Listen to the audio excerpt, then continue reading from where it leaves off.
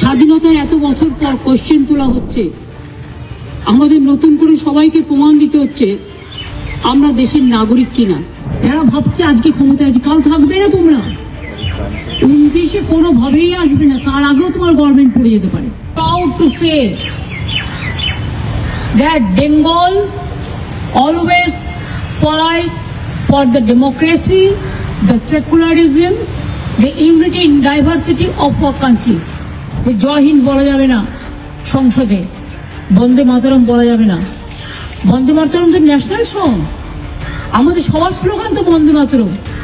যারা স্বাধীনতা আন্দোলন করেছিলেন তাদের স্লোগান ছিল বন্দে মাতরম। কি করে ভুলে যাচ্ছে? তার মানে কি বাংলার আইডেন্টিটি এরা নষ্ট করতে চায়? 40 ঘন্টা বসে থাকতে হলো বিএলওদের শুধু তাদের কথাটা একটু জানাবার জন্য। এত অমানবিক। গণতন্ত্র, ধর্ম নিরপেক্ষতা, দেশপ্রেম, ভারতবর্ষের ঐক্যবদ্ধ ভারতকে সুন্দরভাবে গড়ে তোলা, তার যে ড্রাফটিং কমিটি কনস্টিটিউশনে, আজকে সংবিধান দিবস, তার চেয়ারম্যান ছিলেন আমাদের বাবা সাহেব আম্বেদকর শ্রদ্ধেয়, এবং তিনি তখন অবিভক্ত বাংলা থেকে নির্বাচিত হয়ে গিয়েছিলেন। সুতরাং আমাদের গর্ব সবচেয়ে বেশি। এই ইতিহাসটা অনেকে জানে না। আজকে যখন গণতন্ত্র বিপন্ন, ধর্ম নিরপেক্ষতা বিপন্ন, সার্বভৌমত্ব বলবো না আমি দেশের ব্যাপার, কারণ আমি চাই আমার দেশ ভালো থাক, মানুষের ভোটাধিকার নিয়ে, নাগরিকত্ব নিয়ে স্বাধীনতার এত বছর পর কোশ্চেন তোলা হচ্ছে, আমাদের নতুন করে সবাইকে প্রমাণ দিতে হচ্ছে আমরা দেশের নাগরিক কিনা। স্তম্ভিত, আমরা দুঃখিত, আমরা মর্মাহত, আমরা শোকাহত। তাই বাবা সাহেব আম্বেদকরের স্ট্যাচুতে দাঁড়িয়ে প্রণাম জানিয়ে বলে গেলাম, শ্রদ্ধা জানিয়ে শপথ নিয়ে গেলাম, এই গণতন্ত্রকে যে কোনো মূল্যে রক্ষা করতে হবে। ভারতবর্ষের গণতন্ত্র বৃহত্তম গণতন্ত্র। এটা যারা এখন বর্তমানে ক্ষমতায় আছে তাদের দয়ে আসেনি, তারা স্বাধীনতা আন্দোলন করেনি। যারা স্বাধীনতা আন্দোলনে অংশগ্রহণ করেছিলেন তার 90% বাংলার লোক জীবন দিয়েছেন। ফাঁসির কাষ্ঠে যাদের বলিদান হয়েছে তাদের যদি দেখেন 99% বাঙালি, এবং বাদবাকি যারা জেলে বন্দী ছিলেন 90% বাঙালি, এবং পাঞ্জাব 10%। আজকে দুঃখের বিষয় যে বাংলা দেশের জন্য এত লড়াই করেছে, স্বাধীনতা এনে দিয়েছে দেশকে, নবজাগরণ দিয়েছে, সামাজিক সংস্কার দিয়েছে। দেখুন আপনারা পরিষ্কারভাবে প্রিয়াম্বল, যেটা আজকেও ফেসবুকে দেয়া আছে, আমরা বাংলাতেও সংবিধান তৈরি করেছি, বাংলা ভাষাতে। আমি এটা আপনাদের কাছে আরেকবার পড়ে দেব, just to give a positive reminder to defend democratic rights of the people. জনগণের গণতন্ত্র রক্ষা করার জন্য এবং ধর্ম নিরপেক্ষতা, স্বাধীনতা রক্ষা করার জন্য। পরিষ্কার কি বলছে Indian constitution? We the people of India having solemnly resolved to constitute India into a sovereign, socialist, secular, democratic republic, and to secure to all its citizens. এটা কবে বলেছেন? 1950 এর ভোটার বলেছেন দেশ স্বাধীন হওয়ার পর যখন তৈরি হলো। Justice, social, economic and political, liberty of thought, expression, belief, faith and worship, equality of status and of opportunity, status and of opportunity,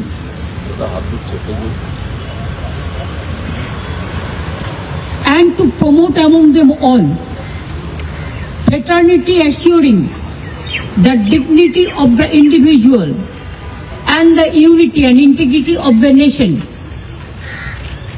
In our Constitution Assembly, this 26th day of November 1949, do hereby adopt, enact and give to ourselves this Constitution. পরিষ্কার, এর থেকে বেশি কিছু বলার প্রয়োজন নেই। কিন্তু আজকে একটা সংবাদপত্র দেখলাম, সঠিক কিনা আমি জানি না, আমি এমপিদের কাছে খোঁজ নেব, যে জয় হিন্দ বলা যাবে না সংসদে, বন্দে মাতরম বলা যাবে না। বন্দে মাতরম তো ন্যাশনাল সং, আমাদের সবার স্লোগান তো বন্দে মাতরম। যারা স্বাধীনতা আন্দোলন করেছিলেন তাদের স্লোগান ছিল বন্দে মাতরম। কি করে ভুলে যাচ্ছে? তার মানে কি বাংলার আইডেন্টিটি নষ্ট করতে চায়? এটা ভুলে যাচ্ছে বাংলা ভারতের বাইরে নয়। Very much Bangla, we are the part and parcel of India, and we are proud to say that Bengal always fight for the democracy, the secularism, the unity in diversity of our country. What our Constitution had given us and adopted the Constitution. Today is the Constitution Day. আমরা দুঃখের সাথে লক্ষ্য করছি মানুষের গণতান্ত্রিক অধিকার কেড়ে নেওয়া হচ্ছে, ভোটাধিকার কেড়ে নেওয়া হচ্ছে, ধর্ম নিরপেক্ষতা কেড়ে নেওয়া হচ্ছে, জাতি জাতিতে ভাগ করে দেওয়া হচ্ছে, সর্বজাতি ধর্ম বর্ণ নির্বিশেষে সকলে আজকে নিপীড়িত হচ্ছে, নিঃশেষিত হচ্ছে, কুৎসিত ভাষায় আক্রমণ চলছে।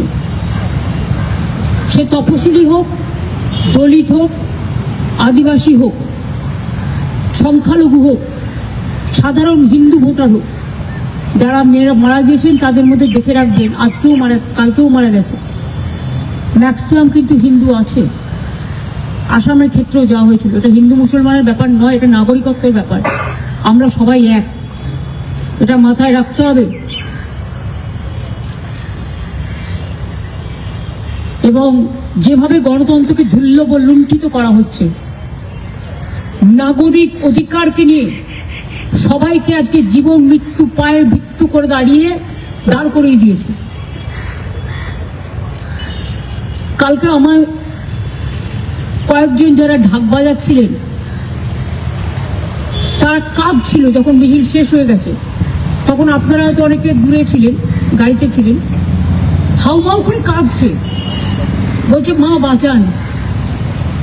সেই কান্না, বুক ফাটা কান্না, সে আত্মরাধ আপনারা না দেখলে বুঝতে পারবেন না। এবং যারা এটাকে নিয়ে রাজনীতি করছে সেটা আমাদের দেশের পক্ষে লজ্জা। আপনারা দেখেছেন बिहारे जितবার পর কালকে बिहारे कितना बिहार वासियों को घर बाड़ी सब तोड़ दिया। ये क्या बीजेपी के यही हालचाल है?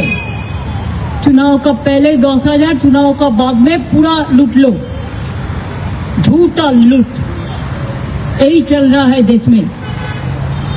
तो इसको खिलाफ में सबको एक होना पड़ेगा। अगर जय हिंद हम नहीं कहेंगे, वंदे मातरम नहीं कहेंगे, राजा राममोहन राव के आप इंग्रेज को दलाल बताएंगे, तो क्या ये ठीक होता है? ये हमारा मिट्टी को आप इंसल्ट कर रहे हैं, अपमान कर रहे हैं। देश का सब नेता सबसे बड़ा नेता होता है जो जनता का साथ मिलता है, जनता का दिल समझता है, যারা জনগণের কথা বোঝে এবং তাদের উপলব্ধি করেন। দু একটা লোক যদি মনে করেন আমি ক্ষমতায় আছি বলে, আমার ভাবতে আশ্চর্য লাগে। সব এজেন্সি হয়ে গেছে পুরো গদি মিডিয়া।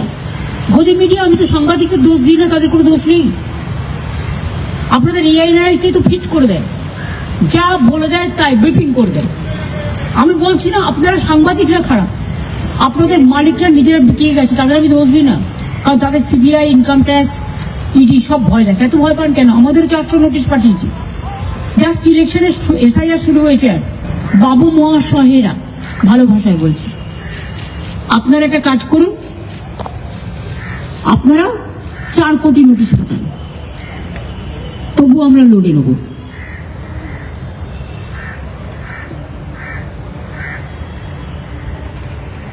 এদের জন্য ধিক্কার দেওয়া ছাড়া আমার আর কিছু নেই।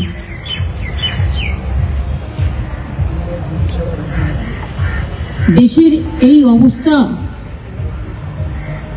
এক পক্ষ চলছে, কোথায় নিরপেক্ষতা? এক পক্ষ, আর এক পক্ষ পক্ষপাত দুষ্ট, যারা ভাবছে আজকে ক্ষমতায় আছে কাল থাকবে না। তোমরা 29-এ কোনোভাবেই আসবে না, তার আগেও তোমার গভর্নমেন্ট পড়ে যেতে পারে। গুজরাটেও মারা গেছে বিএলও, মধ্যপ্রদেশেও মারা গেছে বিএলও, রাজস্থানেও মারা গেছে বিএলও, কেরালাতেও মারা গেছে, তামিলনাড়ুতেও মারা গেছে, বাংলাতেও মারা গিয়েছে। তাদের দাবি তো ন্যায্য এবং সঙ্গত বলে আমি মনে করি। 48 ঘন্টা বসে থাকতে হলো বিএলওদের শুধু তাদের কথাটা একটু জানাবার জন্য? এত অমানবিক। আমি তো কালকে রাস্তায় আসছিলাম, আমার গাড়ি দাঁড়িয়ে কিছু লোক কিছু কথা বলতে চাইছিল, আমি তো দাঁড়িয়ে কথাগুলো শুনলাম এবং সঙ্গে সঙ্গে তাদের যা যা প্রয়োজন সবটাই করে দিলাম। তো এইটুকু কথা শুনতে 48 ঘন্টা লাগলো? এত কিসের অহংকার? আজকে আমাদের তৃণমূল কংগ্রেস এত বড় একটা পার্টি, আমাদের 29 জন লোকসভার এমপি প্লাস আমাদের 13 জন আছে রাজ্যসভার এমপি। আমরা একটা এমপি ডেলিগেশন 10 জনের করেছিলাম ইলেকশন কমিশনকে পাঠানো, বলছে 4 জনের বেশি মিট করবো না। কেন?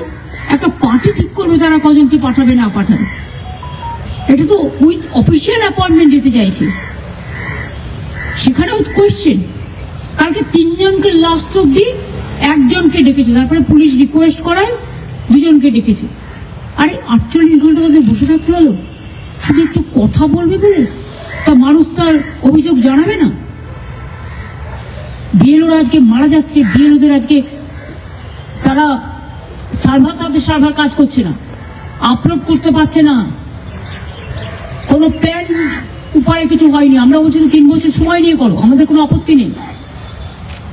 তুমি 3 বছরের কাজটা 2 মাসে কি করে করতে পারো? এখন চাষের মরশুম, একদিকে চাষিরা মাঠে আছে, অনেক লোকজন কাজে বেরিয়ে যায়। আপনারা সাংবাদিকরা বলুন না, আপনারা সকালে বেরিয়ে আসেন, রাতে বাড়ি যান, তো আপনার বাড়িতে কেউ গেল, গিয়ে পেল না, আর এনুমারেশন ফর্ম দিয়ে দিলাম বাড়িতে, মানে এটা নয়। আমি তো প্রেস কনফারেন্সের এটা দেখলাম, কোথাও কোথাও দেখিয়েছে 115%। 115 এটাও তো রং। তার মধ্যে টোটালটাই গায়ের জোর চলছে। বিহার জ্বলন্ত প্রমাণ।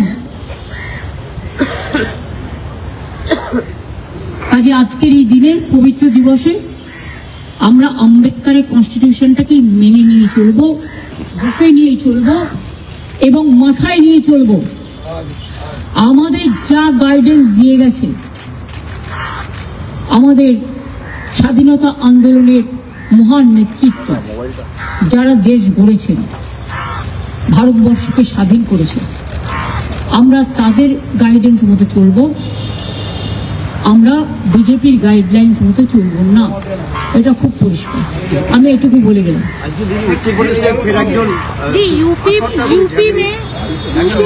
হ্যাঁ, ইউপিতেও মারা গেছে, বিহারেও মারা গেছে, রাজস্থানেও মারা গেছে, মধ্যপ্রদেশেও মারা গেছে। সেই তো কত হচ্ছে। আমি তো সেটাই তো কালকে বলতে গেছিলাম যে আত্মহত্যা করবেন না, কারণ একটা জীবন অনেক দামি, অমূল্য জীবনগুলো ফুরিয়ে যাচ্ছে। আর এই যে একটা মায়া নেই, 48 ঘন্টা লাগলো খুদে নেতাকে, খুদে কুর্সি বাবু 48 ঘন্টার মধ্যে বসিয়ে রাখলেন বিএলওদের। এদের টাইমটা নষ্ট হলো না? ये सीईओ का बोलना है कि पीएम रिपोर्ट आने के बाद ही वो कुछ बोलेंगे कि बीएलओ की मौत कैसे हुई है। अगर रिपोर्ट देखेंगे तब हम इलेक्शन इंडिया को बताएंगे कि ऑन ड्यूटी वर्क प्रेशर की वजह। इसको बारे में हम कुछ नहीं बोल सकते हैं। परिवार ने जो बता दिया, हमारे पास पूरा रिकॉर्ड है। FIR जो हुआ है, हमारे पास पूरा रिकॉर्ड है। हर केस में हमारा पास पूरा रिकॉर्ड है। जो सुसाइड किया है, जो ट्रॉमा में मर गया है, जो बहुत सारे आदमी अभी भी सुसाइड कर रहा है। हम तो नहीं चाहते हैं ना, जिंदगी सबसे दामी होता है, कीमत होता है। हम क्यों कह रहे हैं कि गुजरात में जो बीएलओ मर गया उसके लिए कौन जिम्मेदारी है? राजस्थान में जो मर गया तो बीजेपी गवर्नमेंट है। मध्य प्रदेश में जो मर गया, क्या जरूरत था इतना जल्दी इसको ऐसा करना? अगर हर खुशबुटिया है तो बीजेपी क्या साधु है, संत है? सबका अधिकार छीन लेता है और बीजेपी को बोलता है जेल में डाल देगा। बीएलओ को बोलता है जेल में डाल देंगे, आपको नौकरी खा लेंगे। आपका नौकरी कितना दिन रहेगा, पहले आप बचाओ। लोकतंत्र रहेगा लेकिन आप लोग नहीं रहेगा। আরো ভালো ভালো খবর দেখতে সাবস্ক্রাইব করুন বাংলা হান্টের ইউটিউব চ্যানেল। বাংলা হান্টের আরো খবর দেখতে নজর রাখুন। বাংলা খবর মানেই বাংলা হান্ট।